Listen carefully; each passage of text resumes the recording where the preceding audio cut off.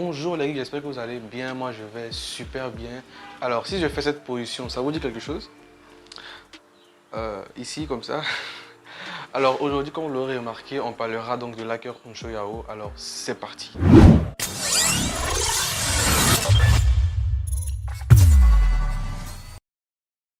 Son père aura bientôt 90 ans, sa mère décédée, était étudiante donc en technique de l'imagerie médicale à l'INFAS, si ça vous dit. Marié donc à une superbe femme, Monsieur Yao est né le 20 juin. Je ne connais pas l'année et je préfère ça comme ça. Mais aujourd'hui, on va trop parler en fait de sa biographie, date de naissance, école où il a fréquenté, etc. On parlera un peu de son histoire dans le domaine de la cybersécurité. Donc c'est parti. Alors, étant un grand passionné d'informatique, j'ai donc lu assez d'histoires concernant la vie, le parcours, les challenges, etc. des grands experts dans le domaine de la cybersécurité.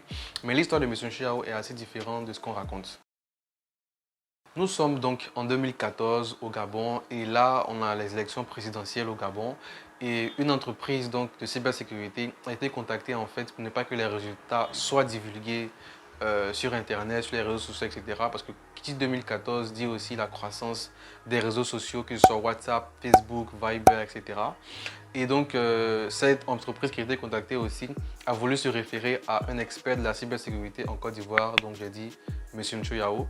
Et donc, M. Chao prend son vol le lendemain. Il arrive donc à Libreville, au Gabon.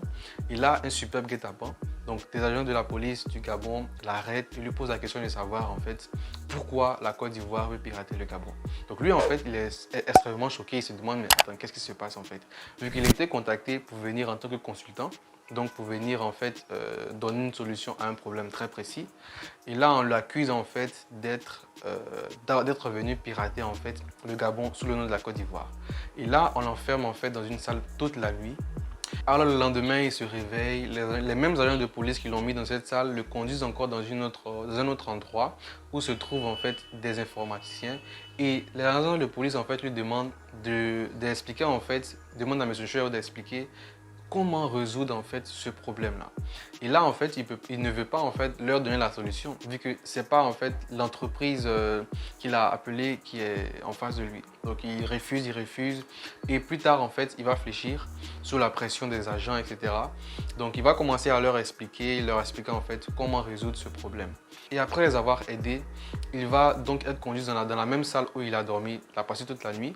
Et pendant 38 jours, M. Ncho Yao ne va ni voir le soleil, ni voir ni emprunter de voiture. En fait, il sera carrément enfermé dans cette salle-là.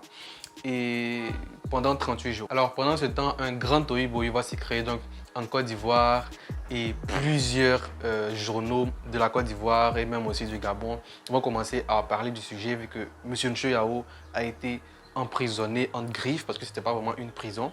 Donc pendant 38 jours, voilà. Et les réseaux sociaux, j'avais même des pages Facebook qui ont été créées juste à cet effet-là, libérer Ncho Yao. Et donc, des grandes autorités du Gabon et de la Côte d'Ivoire, vu l'ampleur du sujet, se sont déplacés donc pour aller à l'aéroport de Libreville. Comme si c'était en fait de la blague, les agents de sécurité leur ont dit tout simplement qu'il n'y a pas de Ncho Yao ici. Alors, c'était carrément assez étonnant en fait, vu qu'il retenait M. Ncho Yao. Et c'est entre le 37e et le 38e jour que l'un de ces agents de police là en fait était tombé malade. Donc, il n'y avait pratiquement plus personne ici avec eux. Donc là maintenant, M. Chiao et l'autre expert de la cybersécurité gabonaise de l'entreprise qu'il avait contacté, donc ont commencé à faire du bruit dans cette salle où ils étaient. Donc ils ont commencé à faire du bruit. Et là, en fait, le responsable de l'aéroport a été contacté en fait pour venir voir en fait ce qui s'est passé réellement dans cette salle-là. Donc là, il a vu M. Chuyao, il a vu l'autre expert aussi de la cybersécurité et il leur a dit, bon, vous allez sortir, on vous demande de sortir rapidement, etc. Vu le bruit qu'ils étaient en train de faire en fait dans l'aéroport. Donc c'est comme ça que M. Chuyao s'est libéré de ce guet-apens, on va dire. Voilà un peu comment ça s'est passé. Beaucoup de personnes m'ont demandé où est-ce que j'ai connu en fait Monsieur Ncho Yao. Alors nous nous trouvons ici entre les années 2008 et 2011.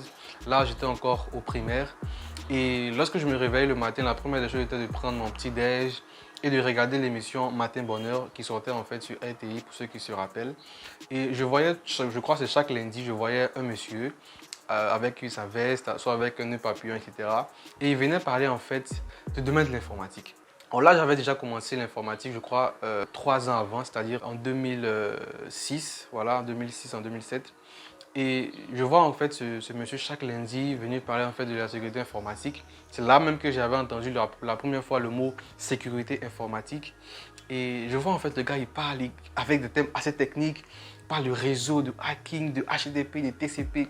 En fait là, je regardais le gars en fait avec passion. Et souvent même ma maman était là et me disait, hey, gars, va à l'école, tu es déjà en retard en fait. Mais je regarde là, je pouvais m'asseoir en fait. Sur devant la télévision, regarder M. Chujao parler pendant même toute l'émission. C'est-à-dire que dès que M. Chujao finit de parler, j'étais à la télévision. Quand j'allais à la télévision, c'était que pour le regarder en fait le matin. Donc c'est là en fait la première fois, c'est les premières fois en fait où j'ai connu en fait M. Chujao et le hacking. Et pendant ce temps en fait, je ne faisais pas du hacking, je faisais la bureautique et aussi le décodage, le codage et le transcodage, pour ceux qui se connaissent aussi. Alors, donc voilà un peu comment j'ai connu, j'ai vu aussi pour la première fois, enfin à la télé, M. Chujao. Mais je l'ai connu en fait, je l'ai même salué pour la première fois à Insecurity Day en 2016 ou 2017. Voilà, donc c'est comme ça en fait que je l'ai connu en fait pour la première fois. Alors M. Chujao est donc l'hacker qui m'a le plus motivé, qui m'a le plus encouragé. Et je vais dire même qui me motive encore le plus et qui m'encourage encore toujours. Voilà, et je suis vraiment content en fait de ce que cet hacker-là est ivoirien. Voilà, là maintenant on ne parle plus de Kevin Mitnick, des hackers qui sont vraiment extérieurs même déjà à l'Afrique, etc. On parle d'un Ivoirien, on parle de notre frère qui est ici, qui vit en Côte d'Ivoire. Et c'est vraiment extrêmement chaleureux pour moi. Alors les gars, c'est la fin de la vidéo. J'espère que la vidéo vous aura plu. Et si la vidéo vous a plu, n'hésitez pas à liker, à commenter, à me dire en fait ce que vous avez pensé de la vidéo dans les commentaires. À me dire aussi ce que vous pensez de M. Chujao dans les commentaires. À partager aussi la vidéo au maximum à vos amis dans vos groupes WhatsApp. Voilà, et j'aimerais aussi vous inviter à une conférence que j'organiserai très bientôt. Donc Escape Conférence, qui sera une conférence donc, qui va regrouper tous les passionnés d'informatique, donc que ce soit le domaine du hacking, le domaine de la programmation et le domaine de l'infographie. Donc je vous donne rendez-vous très bientôt pour cette extrême conférence. Voilà, donc je vous donne rendez-vous à bientôt aussi pour une nouvelle vidéo. C'était Henri de Hack Info. Allez, ciao! N'oublie surtout pas de t'abonner et d'activer la cloche de notification.